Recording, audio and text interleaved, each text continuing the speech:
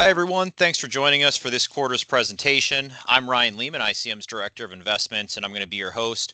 Over the next 20 minutes or so, I'll be walking through the state of the closed-end fund market, as well as providing an update on the performance and positioning of our tactical income strategies that extensively utilize closed-end funds as part of their tactical asset allocation. Now, if you have any additional questions or would like more information on our tactical income strategies, please feel free to reach out to a member of our advisor services team. We'll have all that contact info available at the end of the presentation. And with that said, let's go ahead and jump right into things. So starting off with closed-end funds at a high level, just to start at a universe level, discounts narrowed a bit on the quarter as optimism around resolution in Iran led to outsized equity market gains and tighter credit spreads. In terms of the major asset classes, taxable fixed income discounts came in a bit, but they're still around 200 basis points or so wider than where they were at their pre-Iran tights. Munis were the big winner, though. Discounts here narrowed by around 100 basis points on the quarter and around 200 basis points for the year. Munis performed well despite some upward pressure on rates. Counter to what we've seen historically, higher rates were actually a catalyst during the quarter, which put tax equivalent yields at some of their most attractive levels in about 20 years and led to near record flows into muni funds in the second quarter. Now, looking at how the discount environment changed on the quarter, we still have around 80% of the universe trading at a discount to NAV, which is generally in line with the long-term average and just slightly higher than what we saw at the end of Q1. So no real change here. We see a similar story in terms of the discount distribution. We have a few less funds trading in that 15% range and a few more trading around 5 to 10% below NAV. So switching gears just a little bit and taking a look at some of the key drivers of closed-end fund discounts. We'll start with interest rates. So interest rates and closed-end fund discounts, they do tend to exhibit a negative correlation, meaning that when rates decline, closed-end fund discounts tend to narrow, and when rates rise, they tend to widen. This does typically occur with one caveat. When we have rates decline due to an event of extreme market stress, so think COVID pandemic or financial crisis, you do tend to see the relationship turn positive, and you can see that in the chart. So just to expand a little bit on kind of what we're looking at here. So we're looking at the 10-year yield on the U.S. Treasury. That's going to be in blue, and then the average muni bond fund discount in orange. Here we're using munis because they do tend to carry more duration and they're more interest rate sensitive than the taxable side of the closed-end fund market, which is going to be a bit more credit oriented. Now Q2, I kind of alluded to this already. It was a bit of an interesting quarter for munis. Rates did increase as energy-driven inflation weighed on near-term interest rates and turned the Fed a little bit hawkish. But despite this, munis performed relatively well. The likely explanation here, this was new demand for the asset class as investors chase those attractive high tax equivalent yields rather than past performance. So what this resulted in was essentially record flows into muni funds in Q2, and this sent discounts lower by about 100 basis points at an asset class level. Next, let's take a look at the relationship between discounts on taxable bond, closed-end funds, and credit spreads. Here, no real surprises. So spreads did move out a bit at the peak of the Iran conflict. However, as we've moved towards resolution over the last couple of months, they have essentially returned to pre-war tights.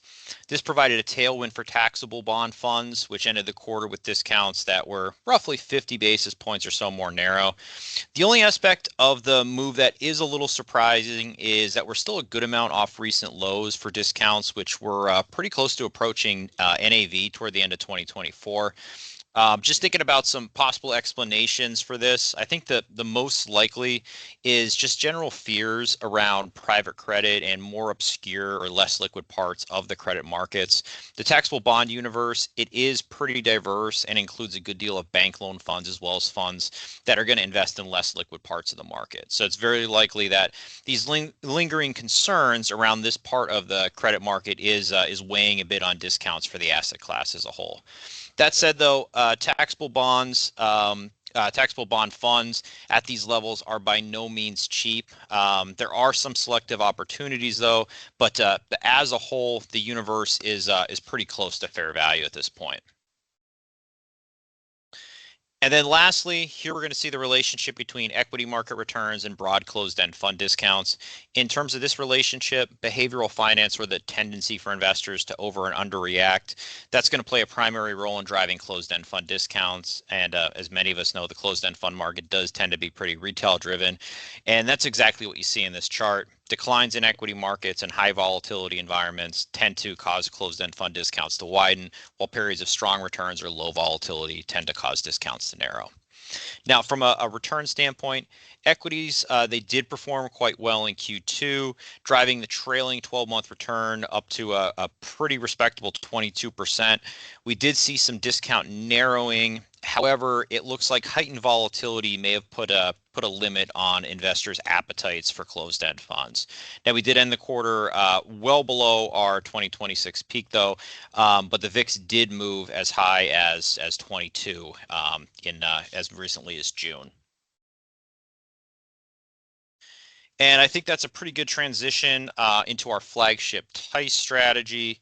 So first, looking at portfolio attributes, our closed-end fund exposure, it did increase during the quarter despite discounts narrowing across most major asset classes.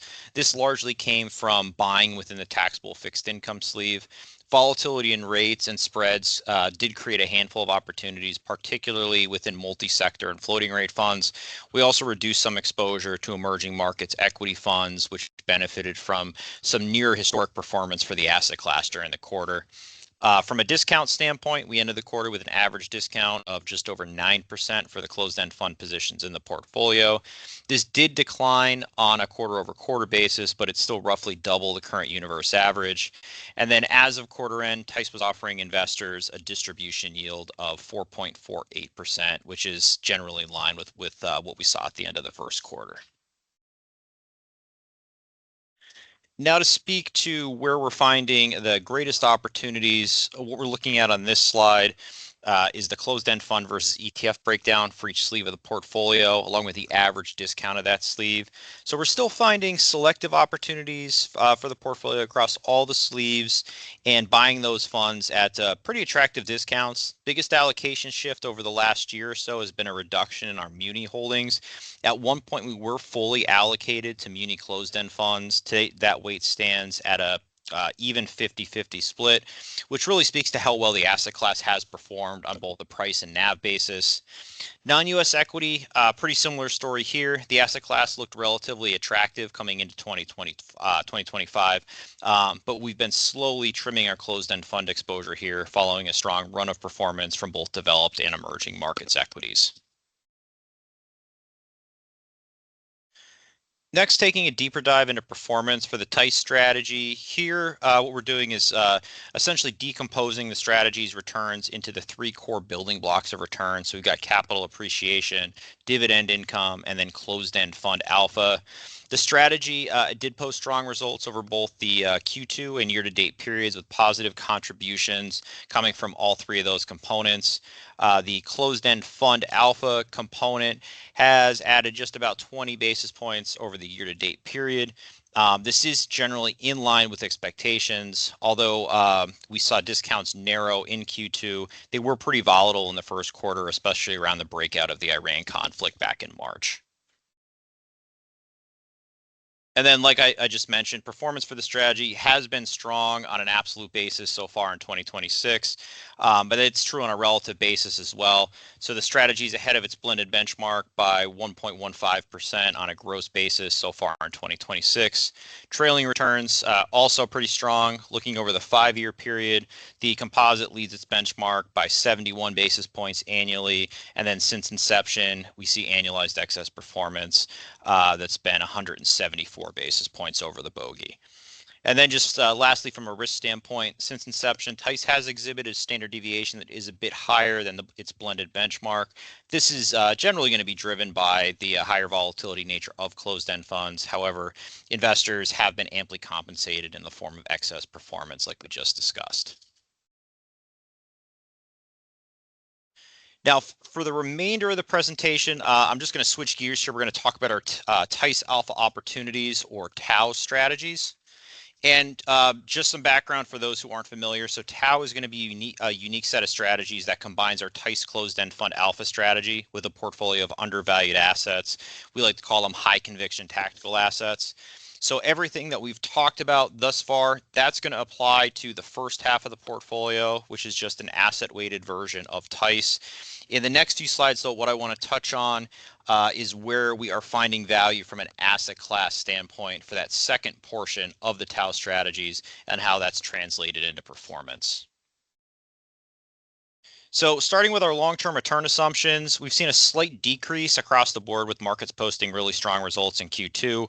The lone exception, that's been commodities. So commodities were one of the few assets to post negative returns on the quarter, which did cause our return expectation to tick up a bit. Now it's right around 6%. That said, though, at our highest level of conviction, our return expectation was more in the range of 8 to 9%. So still well below that at current levels. Then on the fixed income side, I've seen a bit of an uptick with yields rising across the yield curve. However, here the order has not really changed. EMD looks like the most attractive opportunity. Then you have high yield corporate bonds on the opposite end of the spectrum with, like we mentioned already, spreads sitting pretty close to historically tight levels at these points. And the way this translates into the portfolio's asset allocation is in the two pie charts here. So on the equity side of the portfolio, we did make some changes within the portfolio that have been beneficial to performance. Most notably, we removed our allocation to commodities. So this contributed meaningfully to performance in Q1. But after that near 40% run up in the asset class, we saw more risk than reward as we looked ahead.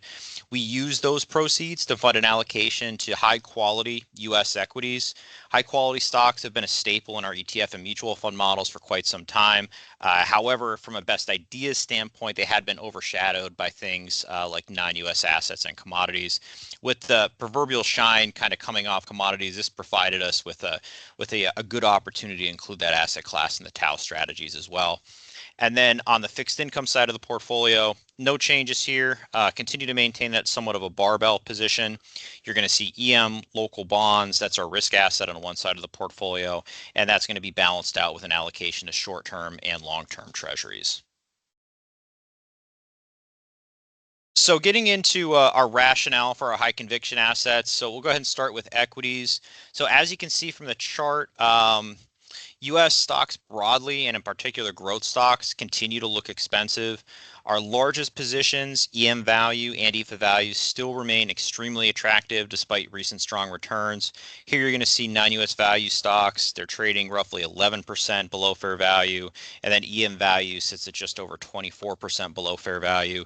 Now, high quality stocks, which we see in the middle of this slide, they do appear a bit expensive compared to their own history, but they have cheapened pretty meaningfully on a relative basis. And that's what you're going to see on this slide. So we're looking at the same data, but just comparing the relationship between high quality stocks and broad US large caps. So as of June, they were trading at a near 1 sigma discount to broad US large cap stocks, which is pretty close to their most attractive level since 2022.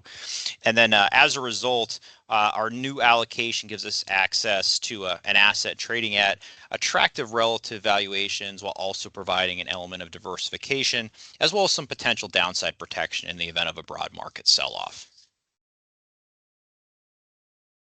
Moving on to fixed income, despite EM's strong performance over the last year and a half, our outlook remains pretty constructive here. We're still earning a sizable carry in terms of yield compared to US investment grade bonds. And then in addition, EM currencies, they do continue to look considerably attractive.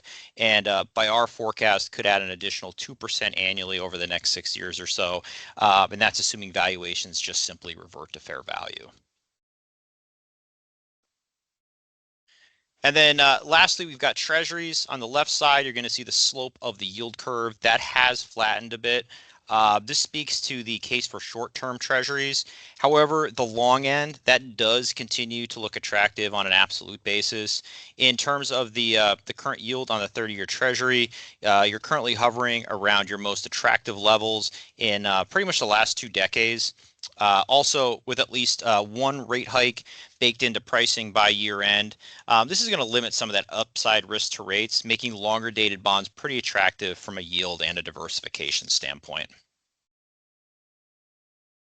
And then just to finish up here with attribution and performance, here you're going to see the quarter to date and year to date performance for our high conviction assets. On a year to date basis, all the tactical assets have outperformed the bogey, which has benefited our equity strategy. I'd also note that we sold our commodities position in mid-April, so the actual positive contribution from that position is going to be more than it appears just from that simple year to date number. And then performance for our fixed income assets, generally positive, but a bit mixed so far this year.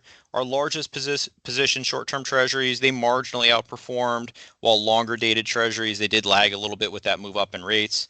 EMD performed relatively well thanks to a really strong snapback in Q2. All in all, however, the tactical positions did benefit performance on both the quarter to date and the quarter to date and year to date basis. And then just tying everything up with performance in terms of year to date, this has resulted in strong relative results across the board for our gross composites. This was relatively consistent across all the strategies, with our equity strategy benefiting from our position in commodities, while the fixed income strategy benefited from our allocation to EM bonds. Now looking since inception, which goes back to April of 2020, income ops, that's gained right around 6% annually compared to a 2 or so percent gain for the blended benchmark. Performance here, that's been supported by our closed-end fund alpha sleeve, which added meaningfully to returns for just about every year except 2022. And then also we saw a benefit from our short treasury and EMD positions, which have added a good deal of value more recently. Then looking at Tau 80/20, the most aggressive portfolio, you're going to see excess returns of 176 basis points annually over that same period. And unlike income ops, this is going to be largely driven by our positions in commodities and then also non-US value assets, which provided a significant level of downside protection in 2022 and then the first quarter of 2026. The strategy also benefited from the strong results of our non-US equity markets, our positions in non-US equity markets last year, with non-US stocks doing particularly well. And I think just to wrap up, I think what this really highlights is an important component of Tau, and that's really its ability to benefit from these different sources of return. You have closed-end fund alpha as well as those undervalued assets. And what really happens is they do tend to run in varying cycles, and this really helps us to provide competitive results across a variety of market environments, and that's precisely what we've seen in practice since the inception of the strategies. So with that, that's going to do it for this quarter's presentation. If you enjoyed the presentation, please feel free to like, share, and subscribe. Also, if you have any questions or you'd like to learn more about our tactical income strategies, please feel free to reach out to a member of our advisor services team. You can see all of our contact info as well as our website address on this slide. Thanks again for watching, and I hope you'll join us again next quarter.